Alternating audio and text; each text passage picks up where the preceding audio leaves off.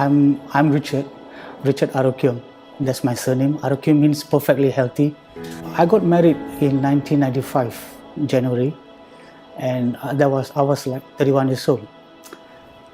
By June, I started to develop these symptoms of boils all over my body. It just spreads everywhere. Within 2 weeks, I was developing close to 50 to 100 boils, and with open sores where the fluids were running out of my body, oozing out. Then I went to National Skin Center in Singapore.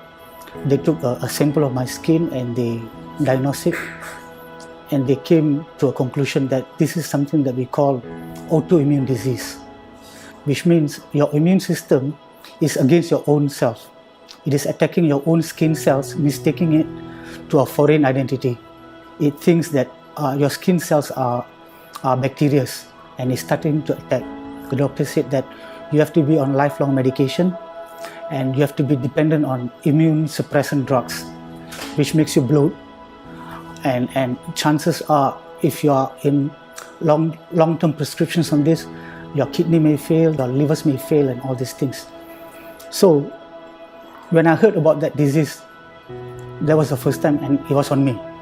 So I spent years on self-denial. I couldn't accept near-death experience. This is not the first time. I've been through, almost, maybe this is the 8th time, but this is the worst hit. That the manifestations of my physical being was terrible, beyond my comprehension, that I began to give up. And I said, God, this is enough. This is enough. And there's a scripture that was reminded to me as I was going through this, that it says, even when you are faithless, He remains faithful. This very act of surrendering, I said this, I surrender. I'm no longer dependent on the experts' domain knowledge. I'm no longer dependent on the drugs. But now, if you are willing, I'm dependent on your words and on your mercy.